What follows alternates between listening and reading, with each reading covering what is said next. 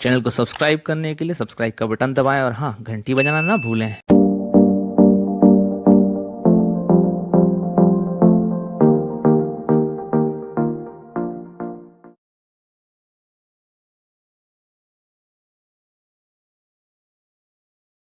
Everyone, नमस्कार साथियों, आप सभी का स्वागत है हमारे चैनल बुंदेलखंडी अड्डा पर। और हमारी इस नई पेशकश जीपैट नामुमकिन कुछ भी नहीं मैं आज आप सबको रूबरू कराते हैं हमारे बुंदेलखंड अंचल से, सागर शहर से ऑल इंडिया रैंकिंग जीपैट 2020 की थर्ड रैंक होल्डर मिस आस्था रोहित से। ना ही सिर्फ ये जीपैट 2020 की ऑल इंडिया रैंकिंग रैंकर थी, साथ ही साथ नाइपर 2020 की भी all India third rank holder थी। तो मिलवाते हैं मिस आस्था रोहित से। आस्था मैम, बहुत बहुत स्वागत है आपका हमारे चैनल बुंदेलखंडी अड्डा पर। Thank you sir. जी आस्था मैम, कैसा लगता है ऑल इंडिया रैंकर होना? क्योंकि एक बहुत बड़ा माइलस्टोन सेट कर देते हैं आप जैसे all India rankers. Being a student, जब आप पढ़ाई कर रहे होते हैं तो शायद किसी के भी ख्वाबों में ये चीज शायद क्लियर नहीं होती है कि वो एक दिन ऑल इंडिया रैंकर बनेंगे। और ऑल इंडिया रैंकर बनना एक अलग चीज है, लेकिन ऑल इंडिया रैंक में थर्ड रैंक होल्डर बनना, मतलब किसी एग्जाम को आप दे रहे हैं और रिजल्ट जब आता है और पता चलता है कि आप उस रैंक में, उस एग्जाम के अंदर, पूरे देश के अंदर किसी एक खास रैंक पर आए हैं। कैसा लगा था जब ये आपने रिजल्ट देखा? सर बहुत सरप्राइजिंग था और एक्सपेक्टेड ये तो था कि हाँ कोई अच्छी रैंक आएगी क्योंकि मेहनत कर रहे थे। बट जैसे कि किसी को नहीं पता होता है कि स्पेसिफिक रैंक क्या होगी, तो मुझे भी कोई आइडिया नहीं था। बट रिजल्ट देखने के बाद सरप्राइज्ड हुई और बहुत खुशी थी। एक कॉन्फिडेंस आया कि हाँ नेशनल लेवल एग्जाम में हम कहीं तो स्टैंड कर सकते हैं। और फिर उसी कॉन्फिडेंस के साथ नाई पर जेई भी निकाल लिया। जी, ना ही सिर्फ आपने निकाला, आपने उसमें भी पूरे देश में एआईआर थर्ड रैंक हासिल की। आस्था मैम, क्योंकि हमारी ये सीरीज खास तौर पर जीपीट एग्जाम की इम्पोर्टेंस, उसकी जर्नी, उसको क्रैक करने के ऊपर ही है, और आप जैसे सक्सेसफुल कैंडिडेट से रूबरू कराने के पीछे मोटिव ही है कि कैसे बाकी जीपीट एस्पिरेंट्स मेहनत कर सकते हैं, क्या तरीके वो अपना सकते हैं कि ताकि वो भी आपकी तरह एक सफल जीपीट क्रैक करने वाले स्टूडेंट या रैंक होल्डर बन सकें। तो मैं बहुत ज्यादा टेक्निकल बातचीत को बहुत ज्यादा कॉम्प्लिकेटेड शब्दों में नहीं जाना चाहूंगा, सीधा सीधा पॉइंट पर आना चाहूंगा। क्या कितने घंटे पढ़ाई करनी पड़ती है जीपीट में ऑल इंडिया रैंकिंग थर्ड लाने के लिए? ये बहुत घंटे, बहुत सालों की मतलब ये रहता है, प्रैक्टिस करने का होता है। हम कुछ महीनों में तो डिफिकल्ट होता है, कर तो सकते हैं लोग, बट आपको बेसिक से स्टार्ट करना होता है और कम से कम 1 साल तो देना होता है। जी, तो मेरा ये सवाल थोड़ा सा बचकाना था, क्योंकि कभी भी मेहनत को किसी पैरामीटर में सेट नहीं कर सकते हैं कि कितने घंटे पढ़ाई करना होगा। लेकिन जनरली स्टूडेंट्स के मन में पहला सवाल यही आता है कि कितने घंटे पढ़ाई करनी पड़ती है या कौन सी किताब रेफर करनी होती है। वो कौन से स्टेप्स हैं, मतलब on a very serious note अगर हम बात करें, वो कौन से स्टेप्स हैं जो स्टूडेंट्स को, जो बी फार्मर स्टूडेंट्स होते हैं, जो जीपीट एस्पिरेंट्स होते हैं, जो शायद प्लान कर रहे हैं भविष्य में जीपीट देने के लिए, उन्हें इनिशियली स्टार्ट करना चाहिए और फाइनली कहाँ तक जाना चाहिए ताकि वो भी जीपीट को अच्छी रैंक के साथ क्रैक कर सकें? जी, सबसे पहले तो मैं बोलूँगी कि एक गाइडेंस, प्रॉपर गाइडेंस होना बहुत इम्पोर्टेंट है। तो आप ऑनलाइन मोड पे भी, और अगर आपके आसपास कोई कोचिंग है या फिर कोई है जो आपको गाइड कर सकता है इन पर्सन, ज़रूरी नहीं कि कोचिंग से रिलेटेड ही हो व्यक्ति, तो आप पहले उस गाइडेंस को ढूँढिए, सोर्स को ढूँढिए कि कहाँ आपको सही दिशा मिल सकती है कि कैसे वर्क करना है। तो मैं तो इस बात पे लकी थी कि मैं पायनियर फार्मा एकेडमी से हूँ, तो वहाँ डॉक्टर अमित वर्मा सर और श्रीकांत सर, उन्होंने मुझे गाइडेंस दिया। बट अगर किसी के पास अवेलेबल नहीं है एज अ गाइडेंस, तो ऑनलाइन आजकल सबके पास फ़ोन होते हैं, तो वहाँ पर ऑनलाइन जीपैट की नोट्स और ये एग्ज़ाम सीरीज़ भी चलती हैं। तो पहला तो गाइडेंस ढूँढना। सेकंड, आपके पास जब गाइडेंस है तो आप जिस एग्जाम को टारगेट कर रहे हो, लाइक जीपेट की बात कर रहे हैं हम, तो यहाँ जीपेट को टारगेट कर रहे हो तो आपको उसका एग्जाम पैटर्न पता होना चाहिए। उसको एनालाइज करिए कि कितना किस सब्जेक्ट का पोर्शन कितना होगा, कौन से मेजर सब्जेक्ट होंगे और कौन से माइनर होंगे, इसमें पहले डिवाइड करिए सब्जेक्ट्स को। तो जीपैट के बारे में बोलूँ तो फार्मास्यूटिक्स और फार्मास्यूटिकल केमिस्ट्री, कोलॉजी, ये इम्पॉर्टेंट है, ये मेजर रहते हैं। तो जब आपको एग्जाम का वेटेज पता है हर सब्जेक्ट का कि एग्जाम में कितना है, फिर उस हिसाब से आपको रहेगा कि मेजर सब्जेक्ट में मुझे ज्यादा ध्यान देना है। फिर जो आपके पसंद का सब्जेक्ट है, हो सकता है मेजर सब्जेक्ट में कोई आप ज्यादा इंटरेस्टेड हो, तो उस पर पहले वर्क करिए कि आपके लिए एक बार वो कंप्लीट हो जाएगा तो आपको रहेगा कॉन्फिडेंस कि हाँ इतना तो हो गया मेरा, आसान है, अब और थोड़ा सा ही रास्ता बचा है। और फिर ऐसे हर पहले मेजर सब्जेक्ट के लिए कवर करिए, बेसिक से स्टार्ट करिए, छोटे छोटे कॉन्सेप्ट सब पे ध्यान दीजिए, अपने खुद के नोट्स प्रिपेयर करिए और लगातार प्रैक्टिस करती रहिए। ऐसा नहीं कि हमने थोड़ा पढ़ा और फिर उसको स्किप कर दिया, आगे चलते गए और पीछे का छूटता गया, ये नहीं होना चाहिए। तो नोट्स प्रिपेयर करके और फिर लगातार आप अपनी जो प्रैक्टिस है वो मतलब कंटिन्यूटी बनाए रखिए। और बस यही है, आप जैसे जैसे करते जाएंगे सारी चीजें आपको लगेंगी कि हाँ जो डिफिकल्ट थी वो अब आसान है, इतना सारा मैंने पढ़ लिया है, इतने सारे मेरे कॉन्सेप्ट्स क्लियर हैं, ये सारे सब्जेक्ट मैंने कवर कर लिए हैं। और टेस्ट सीरीज अगर आप ऑनलाइन ले सकते हैं तो अच्छी बात है, उससे आपको खुद का इवेल्युएशन होगा कि मैंने कितना कंप्लीट किया है। और जब आपका ये सब होगा तो आप प्रैक्टिस करते करते आप पता नहीं कब एग्जाम निकालेंगे और अच्छी रैंक ला सकते हैं। जब आपने अपना इवैल्यूएशन करा है और आपको धीरे धीरे अपनी गलतियां पता रहेंगी उससे, जब आप हर एक एग्जाम देंगे, मॉक टेस्ट देंगे और उसमें आप सुधार करते जाएंगे, तो जो नोट्स में जो पॉइंट्स, मान लो आपके लिए 100 पॉइंट्स पढ़ने थे, अब वो धीरे धीरे प्रैक्टिस करके आपके लिए कुछ 10 पॉइंट्स ही बचेंगे, बाकी सारे तो आपके दिमाग में फिट हो चुके होंगे कंप्लीटली। तो एग्जाम के, जब एग्जाम आपका जीपैट एग्जाम पास आ रहा है, उन इम्पॉर्टेंट पॉइंट्स को जो अभी अभी आपके दिमाग में पूरी तरीके से घर नहीं करे हैं, उनको रिवाइज करिए और बस पूरी कॉन्फिडेंस होके, पूरा कॉन्फिडेंस लेके जाइए, एग्जाम आपका क्लियर होगा और अच्छी रैंक आएगी जब आपने मेहनत करी है। तो साथियों, आप सभी ने सुना आस्था जी की तरफ से कि अपनी मेहनत में आस्था रखिए, तो जरूर आपकी आस्था जो है एक दिन सफलता में परिवर्तित होगी।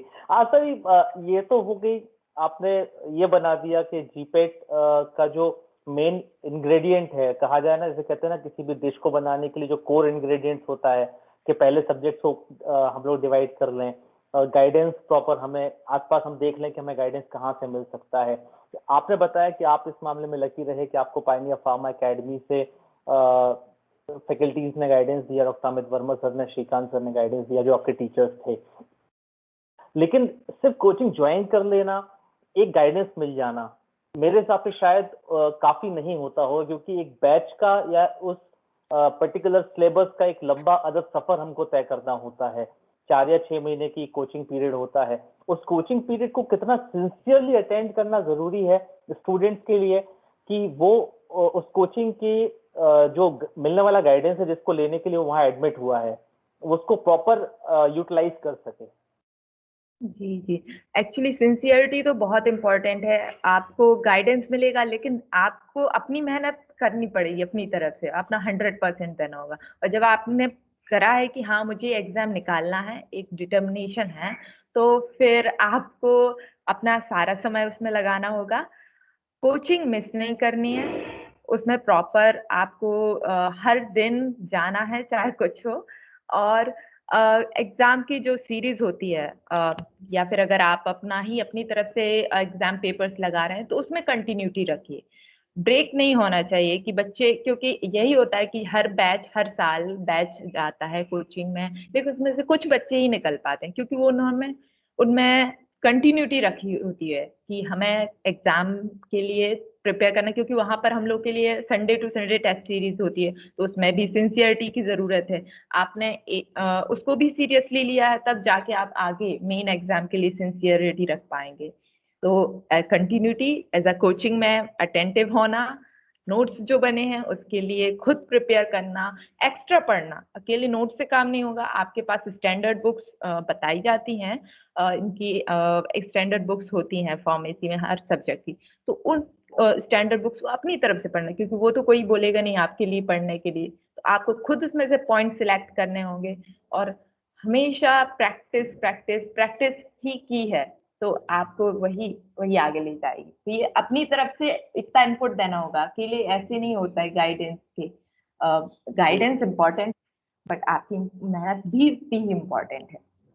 बिल्कुल आपने सही कहा कि प्रैक्टिस बहुत जरूरी है, क्योंकि कहते हैं ना कि प्रवचन सुनने तो काफी सारी भीड़ जाती है, लेकिन उसमें से सुनने के बाद उस प्रवचन का के शब्दों का सही अपने जीवन में उतार पाना सही तरीके से बहुत कम लोग कर पाते हैं। क्योंकि कई सारी आस्था रोहित रही होंगी आपके बैच में भी, कोचिंग में, जिन्होंने उस कोचिंग को अटेंड किया होगा 6 महीने की पीरियड में, या ज्वाइन किया होगा या फीस भरी होगी, लेकिन at the end of the batch या at the end of the story जो आउटकम निकला, जो आउटपुट था, वो ये आस्था रोहित है हमारे साथ आज जो एआई रैंकर 3rd बनी, नहीं तो काफी सारी लोग बन सकती थी।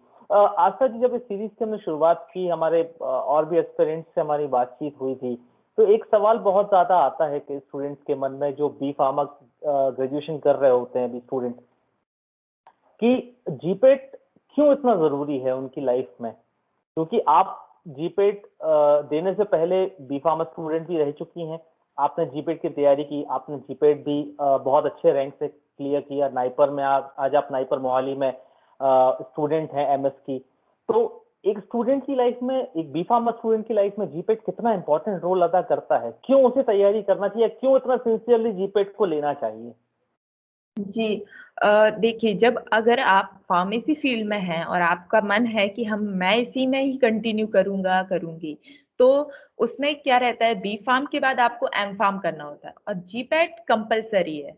तो जब आपके जीपैट स्कोर क्लियर होगा, तभी आप एम फार्म कर पाएंगे, यानी कि आप अपनी जर्नी तभी शुरू कर पाएंगे और आगे बढ़ा पाएंगे। तो इस मामले में जीपैट इंपॉर्टेंट है। और फिर जीपैट में एक अच्छी रैंक लाना इसलिए इम्पोर्टेंट है कि आप उससे और आगे और नेशनल लेवल के इंस्टीट्यूट्स में आपका मतलब एडमिशन ले सकते हैं। तो लाइक पंजाब यूनिवर्सिटी वहाँ पर, और यहाँ आईसीटी मुंबई, तो यहाँ पर जीपैट के स्कोर्स के बेस पे ही रैंक, ऑल इंडिया रैंक के बेस पे ही डायरेक्ट एडमिशन होते हैं। तो अब जब आप आगे बढ़ रहे हैं, तो आप ऑब्वियसली ऊंची और हायर एजुकेशन के लिए नेशनल लेवल इंस्टीट्यूट्स की तरफ देखेंगे। तो इसलिए यहाँ पर एक अच्छा स्कोर ही इम्पोर्टेंट है। अकेला क्वालिफाई करना ओके, बट अगर आप रैंक ला सकते हैं अच्छी, तो आपको पूरी कोशिश करनी चाहिए। और फिर इसमें एक और एडिशनल पॉइंट ये है कि नाइपर जो नेशनल इंस्टीट्यूट है, national institute of pharmaceutical education and research, हमारे देश में 7 नाइपर हैं। तो उनमें एडमिशन के लिए आपके लिए नाइपर जेई देना होता है। जब आपके पास जीपेट की एक अच्छी रैंक होगी, तो आपको ऑब्वियसली कॉन्फिडेंस होगा कि मेरे बैच में मैं कहीं पर मेरी पोजीशन है, मेरा इतना पोटेंशियल है जो मैंने टेस्ट कर लिया है जीपेट एग्जाम से। अब मुझे नाइपर जेई देना है, तो हाँ, मैं इसी कॉन्फिडेंस के साथ आगे बढ़ सकती हूँ या बढ़ सकता हूँ, और नाइपर जेई में भी मैं अच्छी रैंक ला सकता हूँ। तो वो आपको बूस्ट अप करेगा और फिर उसी से आपको हिम्मत मिलेगी, आप आगे नाइपर जी एग्जाम क्रैक कर सकते हैं और एक नेशनल लेवल के इंस्टीट्यूट में आसानी से जा सकते हैं। फिर उसके आगे तो और भी लंबी जर्नी है। तो जैसे जैसे आप ऊंचे पहुंचते जाएंगे, आपको लगेगा कि हाँ, मैं बहुत कुछ कर सकता हूँ। जी इसलिए बिल्कुल जीपैट आपने, को शुरुआती सीढ़ी है। जी वो शुरुआती सीढ़ी है। आपने कहा 7 नाइपर इंस्टीट्यूट हैं देश के अंदर में भी, अगर मैंने मैंने ध्यान से अगर सुना आपकी बात को, 7 नाइपर हैं, आपने नाइपर मोहाली चुना, और नाइपर मोहाली चुनने के साथ साथ आपने फार्मास्यूटिक्स को एज अ स्पेशलाइजेशन सब्जेक्ट लिया एमएस करने के लिए। क्या रीजन था कि नाइपर मोहाली ही जाना, आस्था ने डिसीजन लिया और नाइपर मोहाली जाकर फार्मास्यूटिक्स ही चुनना उनका मतलब एक लगा कि अब यही है जो कुछ है जिंदगी है? जी, एक्चुअली मेरे पॉइंट्स हो सकते हैं अभी जो मैं बोलूँ, वो मेरा ही ओपिनियन होगा। बट हम लोग हमेशा से सुनते हैं कि नाइपर मोहाली जो है वो सारे नाइपर्स में टॉप है, टॉप इंस्टीट्यूट है। और इसीलिए हम लोग क्या कोशिश रहती है कि जब जा रहे हैं तो नाइप और मोहाली में ही एडमिशन लें, क्योंकि जब वो टॉप पर है तो faculty funding, research funding, exposure ज्यादा होगा, तो इस चीज को लेके टारगेट मोहाली रखते हैं। और नाइप पर मोहाली में स्यूटिक्स लेना मेरा वो तो मेरा इंटरेस्ट था, इसीलिए मैंने लिया। क्या था कि मैं बी फार्म में हमारे लिए फिजिकल फार्मेसी एक सब्जेक्ट हुआ करता था सेकेंड सेमेस्टर में। तो जब मैं उस सब्जेक्ट को पढ़ती थी, मेरी स्कोरिंग अच्छी होती थी, वो टेक्निकल मुझे ज्यादा लगता था, और मुझे लगता था कि मेरा इसमें पोटेंशियल ज्यादा है। तो फिर उसी से मेरा इंटरेस्ट बना आगे, और भी ऐसे ही सब्जेक्ट आए जो फार्मास्यूटिक्स के सेक्शंस थे अलग अलग। वो ओवरऑल जो कोर सब्जेक्ट कहते हैं फार्मास्यूटिक्स, उसके अंदर के थे, डोजेस फॉर्म डिजाइन ऐसे। तो उनमें मुझे सब में मुझे लगता था कि हाँ मेरा इसमें पोटेंशियल है। और मेरा हमेशा से एक मोटिव रहा है कि मेरा जिसमें इंटरेस्ट है, जिसमें मुझे लगता है कि मैं इसमें अपना बेस्ट कर सकती हूँ, उसी में मुझे आगे जाना है और उसी में मुझे अपना अच्छा करके दिखाना है। तो फिर इसी से मैंने सोचा कि हाँ फार्मास्यूटिक्स वो सब्जेक्ट है जिसमें मैं आगे जाऊंगी।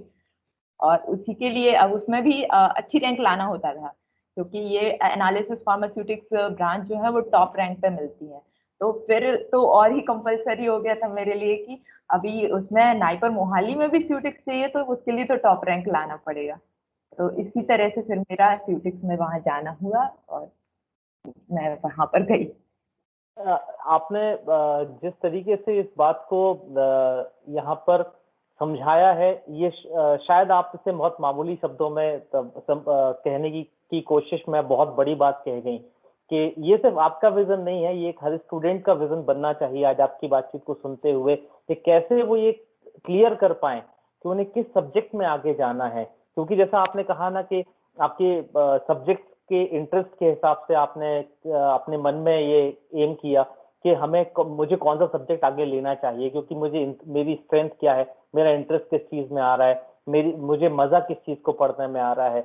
ये एक बी फार्मा के दौरान ही अगर क्लियर हो जाए तो शायद आगे बढ़ने के दौरान कंफ्यूजन की स्थिति नहीं बनती है स्पेशलाइजेशन सब्जेक्ट को चूज करने में। बिल्कुल। एक्चुअली बी फार्म में हमको हर एक सब्जेक्ट पढ़ाया जाता है, फार्मेसी रिलेटेड जितने भी माइनर टू मेजर सब्जेक्ट हैं वो सारे कवर होते हैं।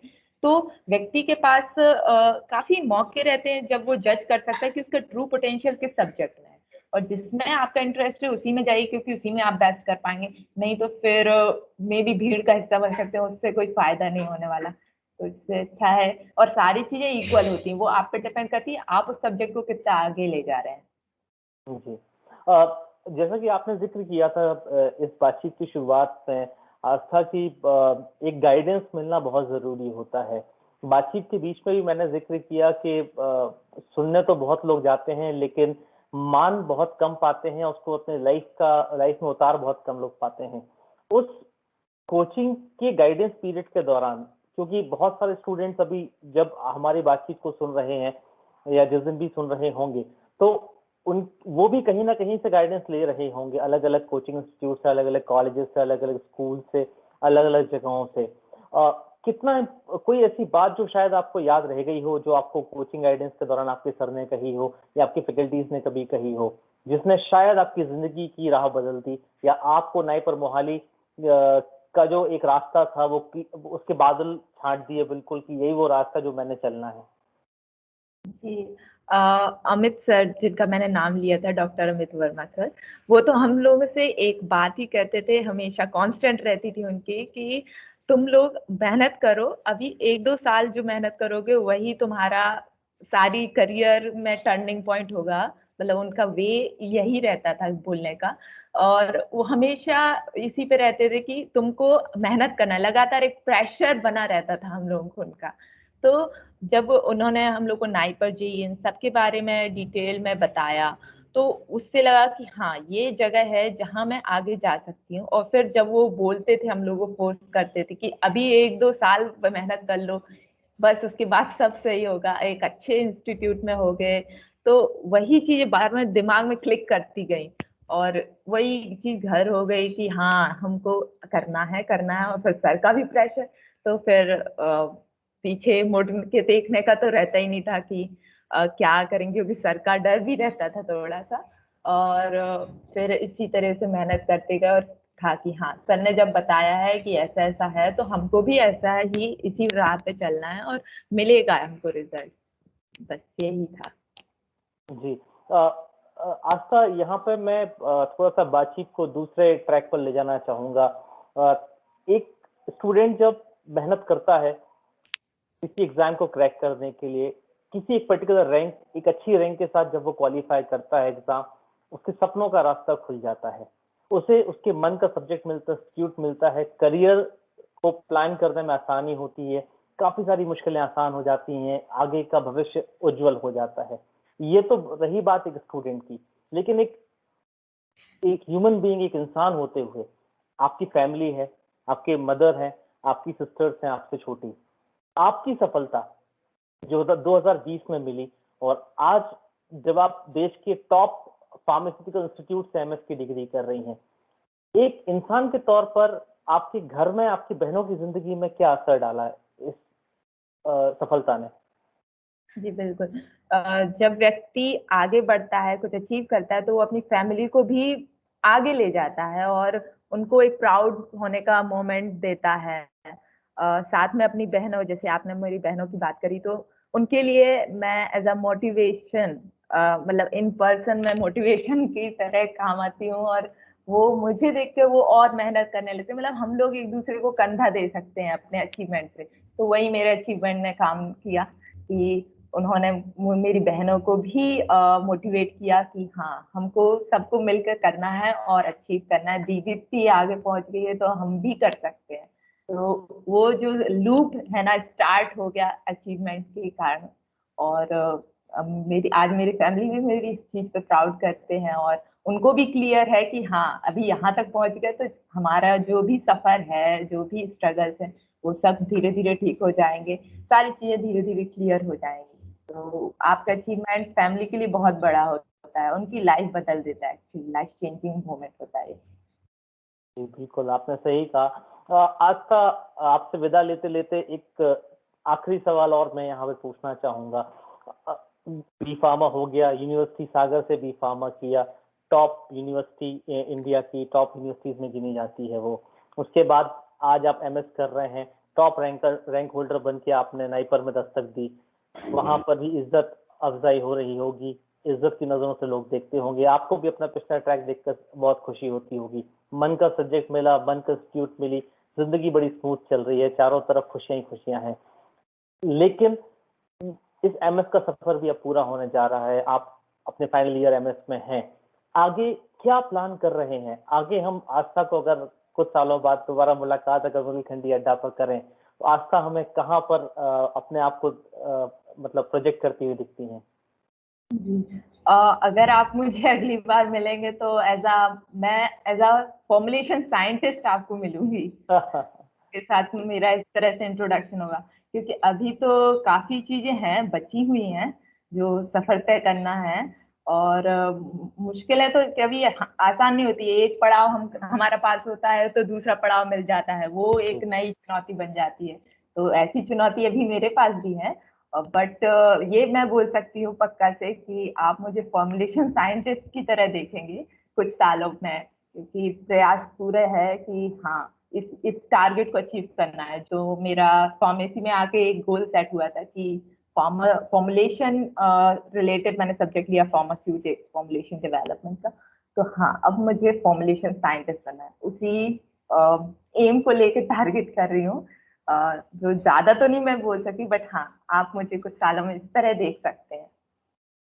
जी, जरूर आस्था, आपने बहुत उम्दा बात कही कि लाइफ में एक के बाद एक चुनौतियां तो आती चली जाती हैं, लेकिन आपका ये जो व्यक्तित्व है, आपकी जो पर्सनैलिटी है, आपका जो नजरिया है जिंदगी को लेकर की, समस्याओं में समाधान और समाधान से सफलता को अर्जित करना, आपके कैरेक्टर की बहुत बड़ी खूबी है। इस खूबी को हमेशा बनाए रखिएगा, मेहनत करते रहिएगा, आपकी सफलताएं आपको जरूर मिलेंगी। जो भी आप जीवन में चाह रहे हैं, आपको आपकी मेहनत से जरूर मिलेगा। यही हमारी दुआ है, यही हमारी शुभकामनाएं हैं। बुंदेलखंडी अड्डा के साथ अपने अनुभव साझा करने के लिए बहुत बहुत धन्यवाद। आपकी जिंदगी इसी तरीके से सफलता से भरी हो, आप यूं ही मुस्कुराती रहें। बहुत बहुत धन्यवाद।